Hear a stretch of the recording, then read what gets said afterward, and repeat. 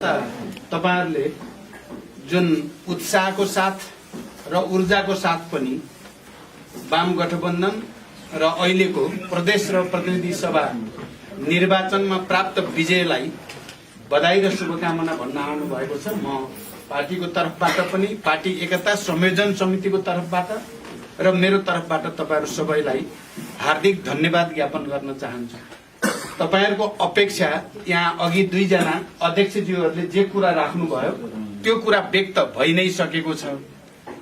कुनै पनि राजनैतिक मान्यता, वैचारिक आस्था या राजनैतिक कार्यक्रम कार्यान्वयन गर्नको लागि जनमत सबभन्दा ठूलो कुरा हो। जनमत निर्माण गर्ने कुरा बुद्धिजीवीहरूको सबैभन्दा ठूलो दायित्व भित्र पर्छ।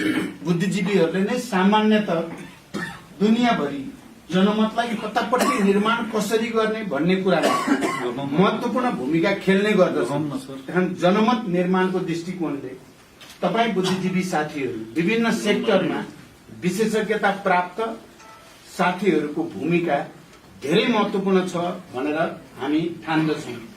अहिले दुवै मोर्चा जुन सहृदयताका साथ, राम्रो एकताको भावनाको साथ, अझ पार्टी एकता र वाम गठबन्धन सफल होस् भन्ने शुभकामनाको साथ तपाईहरु प्रस्तुत हुनुभएको छ।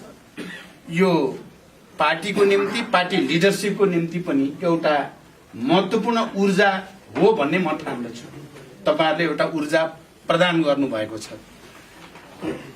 इतिहासमा लिडरशिपहरूले खेल्ने भूमिका कहिलेकाहीँ निर्णायक जस्तो देखिन्छ, तर अन्ततः इतिहासको निर्माण चाहिँ जनताले गर्ने हो।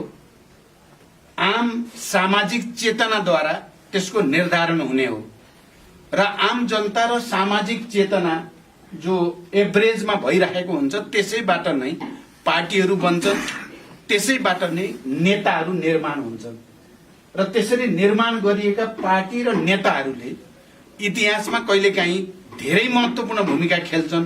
राम्रो काम, राम्रो निर्णय लिँदा, राम्रो निर्णय लिन नसक्दा फेरि त्यसरी नै फेरि इतिहास पछि पर्ने खतरा पनि हुन्छ। यो कुरालाई लेनिनले एकचोटि बडो सुन्दर ढंगले भन्नुभएको थियो।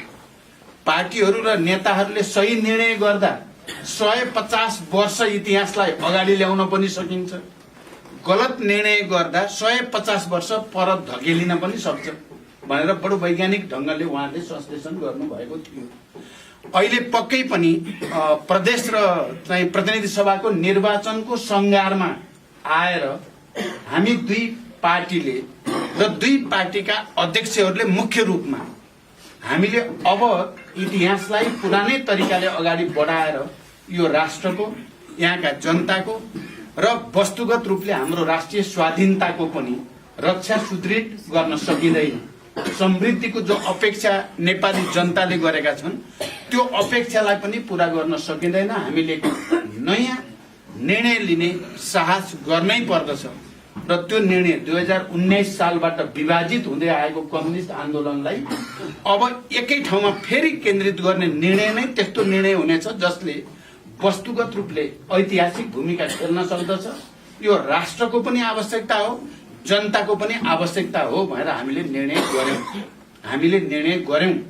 हामीले निर्णय गर्दा कता कता थोरै सरप्राइजको मात्रा पनि हो कि भन्ने पनि बाहिर पर्यो। पार्टीकै कयौं साथीहरूलाई पनि पर्यो। लिडरहरूले राम्रोसँग छलफलै नगरिकन हठात निर्णय गरेका हुन् कि भन्ने पर्यो। त्यति बेला हाम्रो जवाब के थियो भने यो जनताको भावना अनुसार छ कि छैन, राष्ट्रको आवश्यकता अनुसार छ कि छैन भन्ने कुरा बढी महत्वपूर्ण छ। यदि त्यो छ भने विधिमा केही कुरा नपुगेको छ भने भोलि त्यो करेक्सन हुन सक्छ, तर राष्ट्रको आवश्यकता र जनताको आवश्यकता अनुसार छैन भने जति विधि पुर्याए पनि त्यसले केही फाइदा गर्दैन। फेरि हामीले दोस्रो तर्क के भन्यौं भने हामीले बढ्ता यसलाई छलफल गर्छौं भनेको भए सम्भवतः यसलाई निष्कर्षमा पुर्याउने वाम गठबन्धन साझा घोषणा पत्र, साझा उम्मेद्वार निर्माण गर्ने ठाउँसम्म पुग्न धेरै नै जटिल, झण्डै असम्भव पनि हुन सक्थ्यो। म यसको अरु बढी व्याख्या अहिले गर्न आवश्यक ठान्दिन पनि र हामीलाई गर्व छ अहिले वाम गठबन्धनको कुरा, साझा घोषणा पत्रको कुरा, साझा उम्मेद्वारहरू र पार्टी एकताको हाम्रो संकल्प करोडौं जनताद्वारा अनुमोदन भइसक्यो, लाखौं कार्यकर्ता र नेताद्वारा अनुमोदन भइसक्यो, हजारौं बुद्धिजीवीहरूद्वारा अनुमोदन भइसक्यो। त्यसकारण यसलाई निष्कर्षमा पुर्याउनुको कुनै विकल्प हुनै सक्दैन, अर्को कुरा सोच्नै सकिँदैन। मैले यसलाई बेला बेलामा भन्ने गरेको छु, पुल भत्काएर हामी अगाडि बढिसकेका छौं, पछाडि फर्किने कुनै ठाउँ छैन। त्यसमा पनि देशभरिबाट भएको अनुमोदन आज तपाईँ दुईटा बुद्धिजीवी मोर्चाका चाहिँ नेता साथीहरूले पनि जुन भाव व्यक्त गर्नु भएको छ, यसको चाहिँ गुणात्मक अर्थ छ भन्ने मेरो बुझाइ छ। किनभने बुद्धिजीवीहरूले कसरी सोच्छन् भन्ने कुराले धेरै नै अर्थ राख्छ। एक जमाना थियो प्रथम विश्वयुद्धको वरिपरि बुद्धिजीवी भनेको अलि अवसरवादी नै हुन्छन्, अलि बढी स्वार्थी र व्यक्तिवादी नै हुन्छन् भन्ने चाहिँ सोचाइ र त्यो प्रवृत्ति हावी थियो।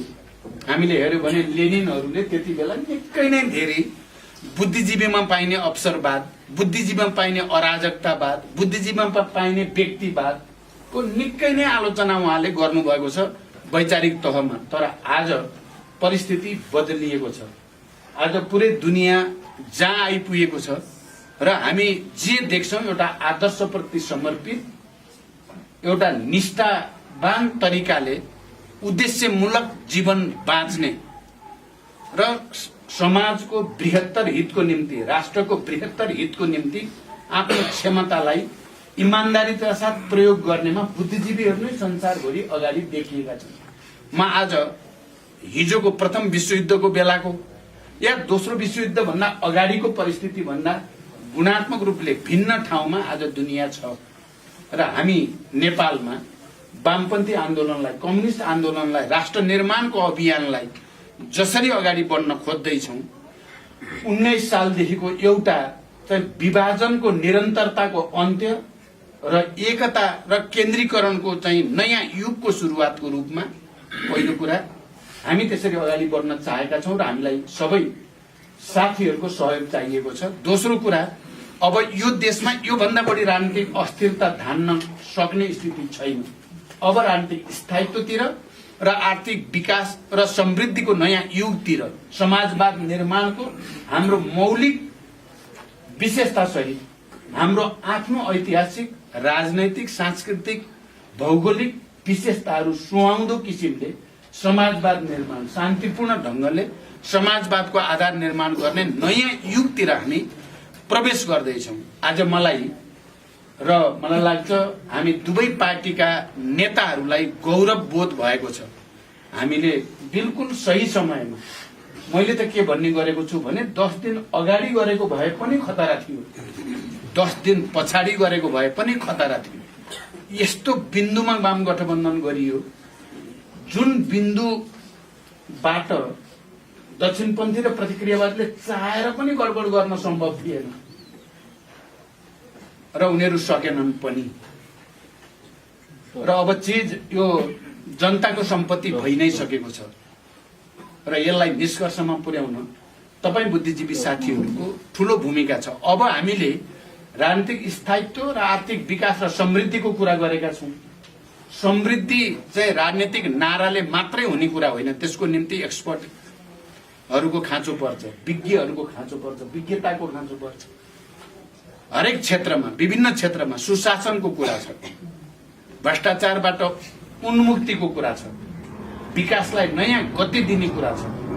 यसको निम्ति तपाईहरुले खेल्ने भूमिका धेरै ठूलो छ। म तपाईहरुलाई त्यो भूमिकाको निम्ति हामी तयारी गर्दैछौं। हामी अहिले नै तयारी गर्दैछौं। सरकार गठन सानातिना प्राविधिक कुरा उठाएर सरकारले ढिला गर्दैछ।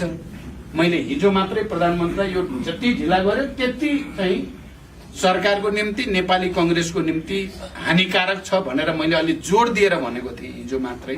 र छिटो भन्दा छिटो नयाँ सरकार दिन जनमत आइसक्यो, जनताले भारी मत दिएर नयाँ सरकारको निम्ति चाहिँ बाटो प्रशस्त गरिसक्यो। अब कसैले छेक्न खोज्यो, ढिला गर्न खोज्यो भने त्यो चाहिँ जनताको चाहिँ भावना, जनमतका विरुद्ध एउटा षड्यन्त्र बुझिनेछ। त्यो कुरा गर्न बिल्कुल अनुचित छ भन्ने कुरा मैले गरेको थिएँ।